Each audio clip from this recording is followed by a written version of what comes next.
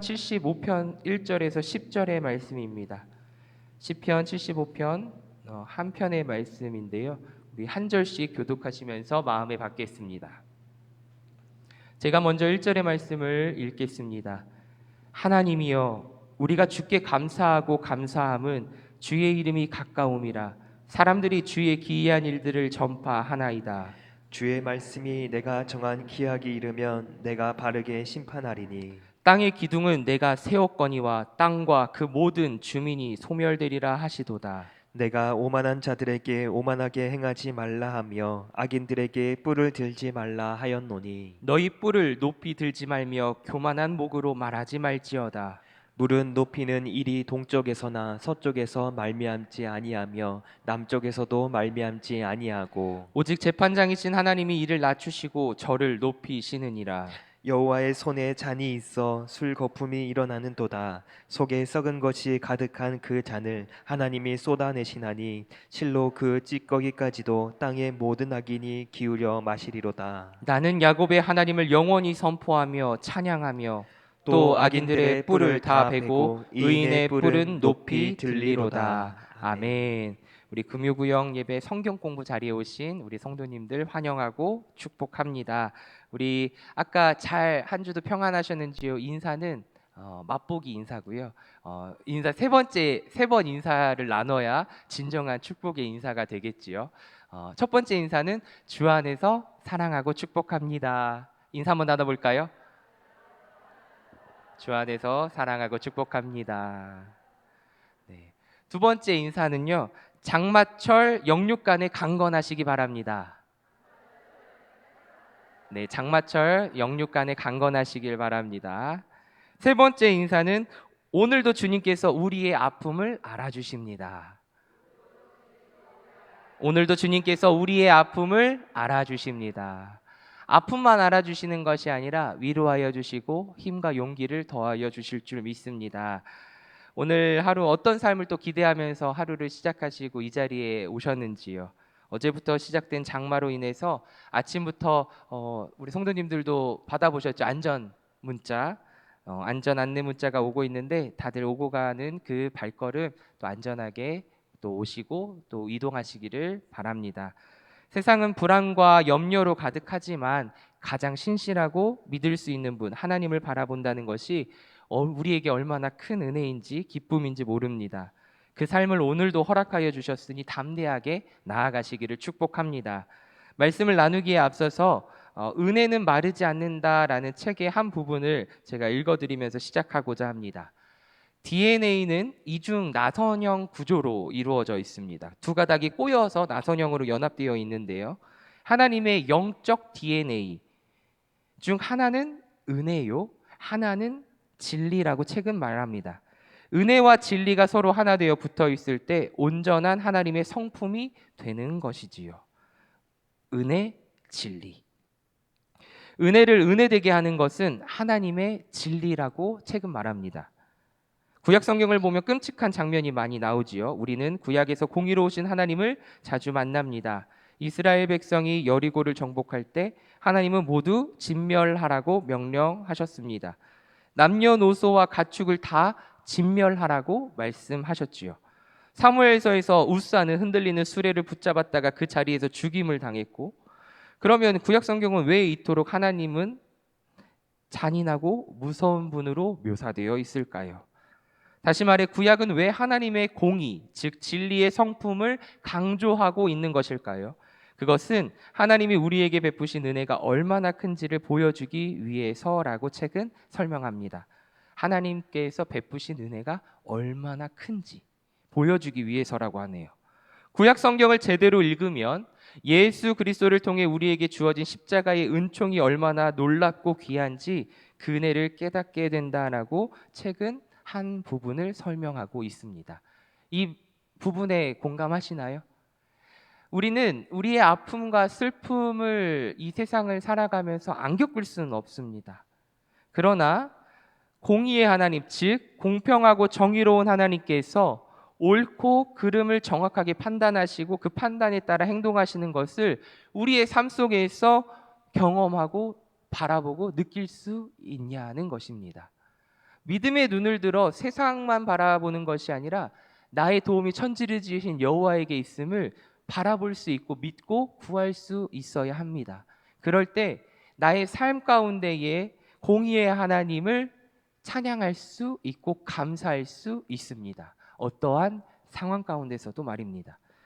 우리는 이것을 생각할 때에 나에 대해서 근데 생각하기보다는 구약 성경에서 심판당하고 또 하나님께 경고를 당하는 그 공의의 하나님을 생각할 때에 상대적으로 나의 삶에 대해서 바라보기보다는 타인의 상황과 삶을 떠오르고 적용시킵니다. 나는 해당 사항이 없어. 나는 그저 사랑의 하나님만 나에게 적용이 돼. 공의의 하나님은 적용되지 않을 것 같아. 그렇게 생각하는 경우가 있습니다. 그런데 사랑하는 성도 여러분, 공의의 하나님은 우리에게도 공의의 하나님으로 다가오십니다. 그래서 때로는 이것이 나를 향해 있다라고 느낄 때, 공의의 하나님이 나에게 향해 있다라고 느낄 때 때로는 두렵습니다. 그래서 더욱 겸손해질 수밖에 없습니다. 왜냐하면 죄인인 우리를 긍휼히 여겨주시는 그 은혜를 우리는 알기 때문입니다. 신앙생활에 있어서 오늘의 제목처럼 최고의 재판장이신 하나님을 우리는 경외할 수 있고 두렵고 떨리는 마음으로 주 앞에 서는 존재로서 진실한 삶을 살아내시기를 축복합니다. 제 이름이 무엇이죠? 다니엘입니다. 다니엘. 다니엘 뜻을 알고 계시나요? 다니엘 뜻은 하나님이 나의 심판자, 하나님은 나의 재판장이시다라는 뜻을 가지고 있습니다. 그래서 오늘 말씀을 준비하면서 나의 말씀이다. 네, 최고의 하나님이 재판장이시다라는 것이 결국 제 이름과도 같은 것 같아요.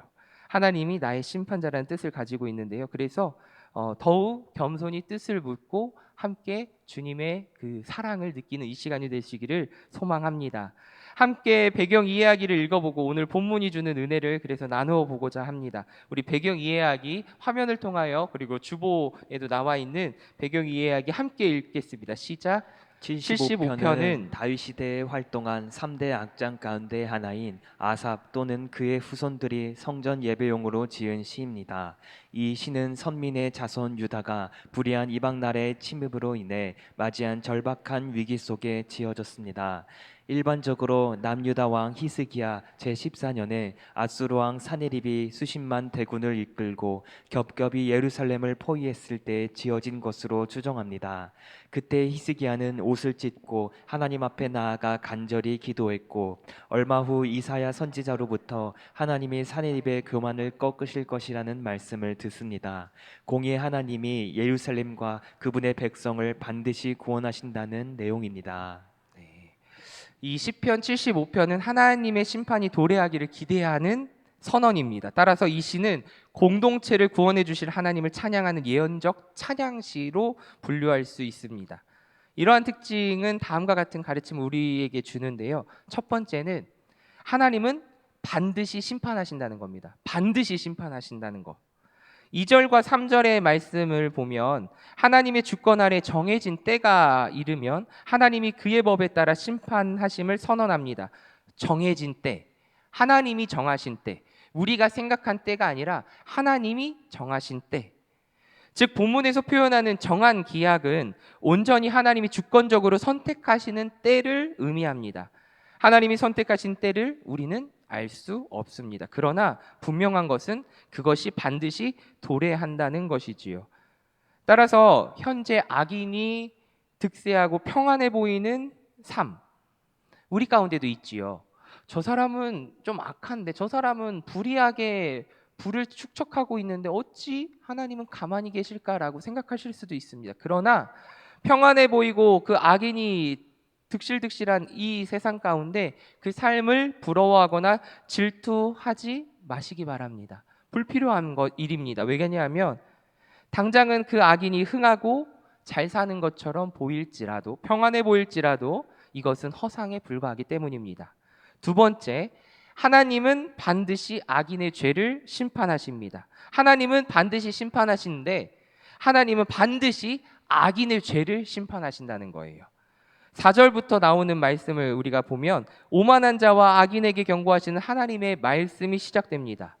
4절에서 5절은 평행법을 사용해서 이들의 행동과 말에 주의할 것을 강력하게 경고하는데요. 그리고 언행을 통해 내면의 이 약함, 이 악함을 강조하고 있습니다. 6절에서 7절 말씀도 보면 사람의 높고 낮음을 결정하는 것은 사람에 있지 않고 오직 하나님의 일이고 스스로 높이려는 것은 악하고 교만한 행동임을 암시해주고 있습니다. 즉 우리가 세상을 살아가면서 때로는 악한 자가 잘 살고 높은 위치에 있는 것처럼 보이지만 그것을 부러워할 필요도 없다는 것입니다. 하나님은 반드시 심판하시는데 두 번째 뭐라고요? 죄인의 악인의 죄를 반드시 심판하시기 때문입니다. 무엇보다 시인은 악인에게 포도주 찌꺼기까지 먹이시는 하나님의 모습을 서술하면서 죄에서 벗어나지 못하고 안주하는 악인들의 모습을 비판하고 있습니다. 이러한 표현들은 반드시 하나님은 그들을 심판하신다는 의미이기도 하고 그렇기 때문에 악인의 죄를 심판하시는 하나님의 공의로우심을 우리는 기억할 수 있어야 합니다. 공의. 따라해 볼까요? 하나님의 공의. 네, 하나님의 공의. 이 말씀을 우리는 기억해야 합니다. 심판의 주권은 하나님께 있습니다. 아멘. 그렇다면 말씀 나누기 1번의 질문처럼 시편 기자가 주님께 반복해서 감사하고 사람들이 주님의 기이한 일들을 전파한 이유는 무엇일까요? 우리 1절과 2절의 말씀을 함께 읽어보겠습니다. 시작. 하나님이여 우리가 주께 감사하고 감사함은 주의 이름이 가까움이라 사람들이 주의 기이한 일들을 전파하나이다. 주의 말씀이 내가 정한 기약이 이르면 내가 바르게 심판하리니. 아멘. 즉 정한 기약이 이르면 주님이 바르게 심판하리라고 말씀하고 계시기 때문이지요. 1절에 감사하다라는 이 원어는 손을 쭉 뻗다라는 의미로 표현됩니다. 내적 감정이나 의지를 외적으로 표현할 때 사용되는 단어인데요. 하나님과 관련해서 사용될 때는 찬양하다, 고백하다, 인정하다라는 뜻을 가지는 것이 감사하다라는 것입니다. 감사의 대상은 그래서 전능하신 하나님입니다. 시편 기자는 전능자 하나님이 구원의 역사를 이루실 것을 확신하면서 감사를 표현하는데요. 왜냐하면 하나님이 정하신 때가 이르면 반드시 심판하리라는 약속을 하셨기 때문이지요. 아까 이야기 드렸지요. 반드시 심판하시는데 누구를? 악인의 죄를 반드시 심판하십니다. 그럼 우리는 괜찮냐? 하나님 예수 그리스도께서 다시 이 땅 가운데 오실 때 재림하실 때 누구나 할 거 없이 하나님 앞에 섭니다. 심판을 받죠. 근데 죄인 된 우리가 예수 그리스도의 그 은혜로 말미암아 대속의 은혜, 구원받음의 그 은혜, 보혈로 죄 씻음 받은 그 은혜로 말미암아 우리는 하나님 앞에 설 수 있고 하나님 나라에 들어갈 수 있는 은혜를 주신 것이지요. 누구나 다 섭니다. 그러나 우리가 아까 이야기한 것은 죄인들을 반드시 심판하신다는 하나님의 약속을 믿기를 바랍니다. 그리고 그들의 삶을 부러워하고 쫓기보다 더욱더 하나님 의지하고 하나님의 말씀에 순종하는 우리의 삶이 되시기를 축복합니다. 감사의 대상이 그래서 전능하신 하나님일 수 있습니다. 신실하신 하나님, 미쁘신 하나님이시기 때문이지요. 시편 기자는 구원과 심판의 정확한 시기는 알 수 없지만 분명히 하나님이 정하신 때에 의로운 심판을 행하실 것이라고 확신했고 그래서 감사할 수 있는 것입니다. 2절에 심판이라는 단어가 복수형으로 사용됩니다. 이는 하나님의 심판의 장엄함과 완전함을 나타내고 동시에 그 심판이 어떠한 편견이나 치우침 없이 공정할 것임을 말씀합니다. 하나님의 속성과 약속은 우리가 그분의 놀라운 일을 믿음으로 선포하고 감사할 수 있는 충분한 이유가 됩니다. 혹 나의 삶 속에 감사의 조건이 내가 잘 돼서, 내가 평안해서, 혹시 그래서만 감사하고 계시는지요? 아니요. 공의의 하나님, 정의의 하나님이 우리 가운데 계시고 그 하나님이 나의 아버지가 되어 주시기에 내가 이 세상을 믿음으로 담대히 살아갈 수 있고 하나님을 믿을 수 있고 미쁘신 하나님을 찬양할 수 있는 것에 감사할 수 있기를 소망하고 축복합니다. 나의 삶의 좌지우지, 감사가 감사했다가 감사하지 않았다가 그것이 아니라 늘 계시는 이 세상을 창조하신 창조주 하나님이 공의의 하나님임을 마음껏 찬양하며 감사할 수 있기를 소망합니다. 그래서 여기서 감사는 차원 높은 감사예요. 차원 높은 감사. 아까 이야기한 1차적인 감사, 엄마 아빠 감사해요 라고 아이들이 이야기할 때, 맛있는 것을 줄 때 고맙습니다, 감사합니다 라고 아이들이 이야기하지 않습니까? 맛있는 것을 먹을 때에도. 그리고 어떠한 맛있는 거나 좋은 내가 갖고 싶은 장난감을 사줄 때에도 아빠 엄마 감사합니다 라고 이야기하지 않습니까? 그것은 감사긴 감사인데, 여기서 이야기한 감사는 조금 더 차원 높은 감사입니다. 왜냐하면 하나님의 임재 가운데 감사를 고백하는 이 시인은 하나님의 심판을 찬양하고 있고 감사를 드리고 있기 때문입니다. 본문은 일상의 삶의 차원에서만 감사하는 우리의 한계를 그래서 넘어서 영적인 삶을 살아가는 성도로서 차원 높은 감사를 고백하라고 권면합니다. 사랑하는 성도 여러분, 우리는 어떤 삶을 감사하고 고백하고 계시는지요? 시편 기자가 어려운 상황 속에서 반복해서 감사를 선포하는 이유는 하나님의 공의로운 심판에 대한 깊은 신뢰가 있었고 소망이 있었기 때문입니다. 정한 기약이 이르렀다는 이 표현 가운데 전능하신 하나님의 역사가 곧 나타날 것이라는 기대를 나타냅니다. 오늘 하루 어떤 기대를 가지고 아침에 눈을 뜨고 교회에 나오셨는지요? 제가 여쭈어 보았지요. 어떤 기대를 가지고 하나님께서 나의 삶 속에 행하실 일들을 기대하고 하루를 시작하셨는지요? 정말로 중요합니다. 아침에 그저 반복되는 일상 속에 눈을 뜨는 것, 거저 주어진 것이 아님을 성도님들은 잘 아실 것입니다. 지난밤 평안 가운데 잠을 잘 수 있었던 것도 하나님께 감사요. 이 아침 교회에 나오면서 어떤 기대를 가지고 나오셨는지요? 사랑하는 이들을 만나기 위한, 구역 식구들을 만나기 위한 기대도 있으실 것이고, 근데 그보다 앞서 오늘 말씀은 공의의 하나님, 내가 너와 함께하리라는 그 임마누엘의 하나님, 나의 삶을 인도하실 하나님을 기대하고 나오셨기를 소망하고 축복합니다. 정한 기약이 이르렀다는 이 표현, 그리고 이 시편 기자가 반드시 오만한 자들이 의인의 안전을 위협할 때 하나님의 심판이 공의롭고 철저하게 그들을 뒤집고 파멸하실 것을 확신했던 그 확신과 믿음, 그것이 우리 가운데 있기를 원합니다.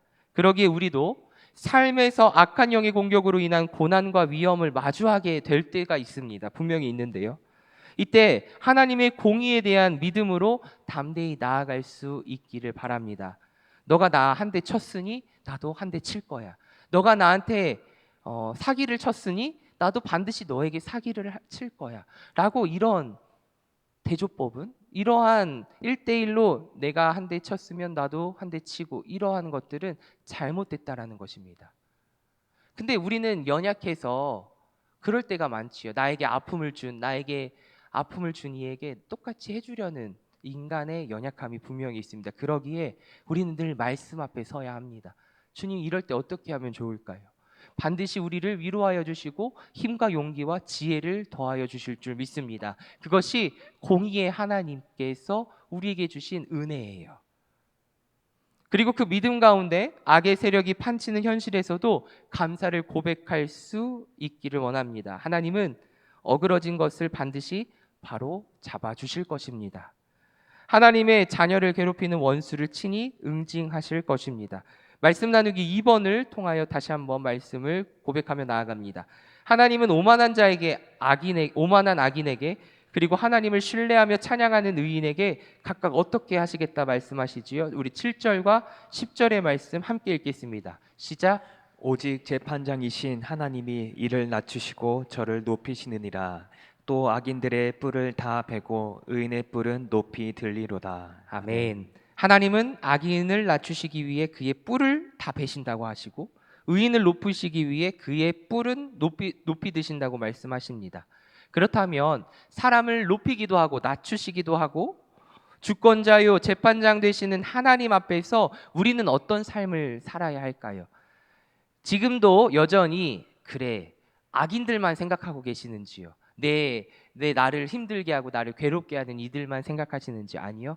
나의 삶을 어떻게 살아야 하는지 우리는 말씀 앞에 비추어 봐야 합니다.